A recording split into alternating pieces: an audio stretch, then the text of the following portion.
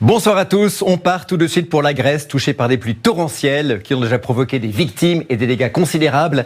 Il est tombé dans certaines régions l'équivalent de 2 années de pluie en 48 heures et ce n'est pas fini.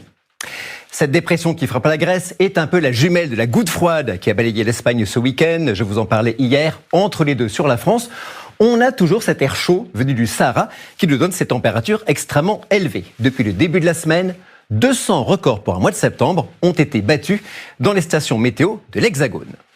De la chaleur, il y en aura toujours dès demain matin avec déjà des températures approchant souvent les 20 degrés.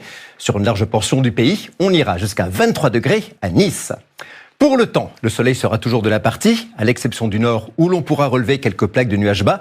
Également, quelques nuages d'altitude sur la face ouest et toujours ce vent d'automne avec des rafales de 50 à 60 km/h. L'après-midi, toujours ce temps très chaud, avec juste ce petit voile nuageux sur les côtes atlantiques et des cumulus qui vont donner quelques gouttes en fin de journée sur les Pyrénées. Pour ce qui est des températures, elles seront toujours 9 degrés au-dessus des normales, avec 24 degrés à Cherbourg, 31 dans la capitale et 34 à Bordeaux. Les jours qui viennent vont se suivre et se ressembler avec toujours des conditions anticycloniques, à commencer par vendredi, où le soleil dominera sur l'ensemble du pays. Quelques nuages sur la face ouest, on ne pourra pas exclure une averse orageuse du côté du Finistère et des Pyrénées. Le mercure dépassera encore les 30 degrés. Samedi, même situation avec ce voile nuageux de la Normandie jusqu'au sud-ouest, conditions que l'on retrouvera dimanche, bien qu'une perturbation orageuse fasse une incursion sur le pays par la Bretagne, des orages qui pourraient s'étendre à d'autres régions, annonçant la baisse des températures qui devrait enfin s'amorcer à partir de lundi-mardi. Le point climat, avec cette météo qui reste très sèche, où en est-on de la pluie en France ? Les spécialistes l'étudient sur une période allant de septembre à août, c'est l'année hydrologique. Voici la moyenne pour la France et voici la pluie de l'année dernière.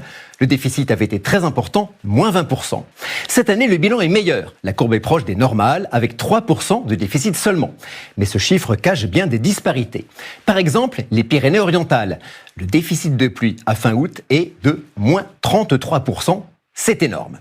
De plus, l'année était très chaude, ce qui a favorisé l'évaporation de la pluie. Voilà pourquoi de larges portions du territoire souffrent du manque d'eau et connaissent des restrictions d'usage.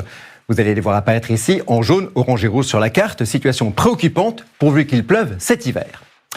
Et voilà, vous pouvez accéder heure par heure à la météo de votre ville sur m6meteo.fr. Ce soir, après le 19h45, c'est la grande rentrée inédite du meilleur pâtissier.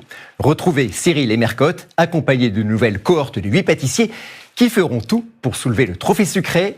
Très bonne soirée à tous sur M6.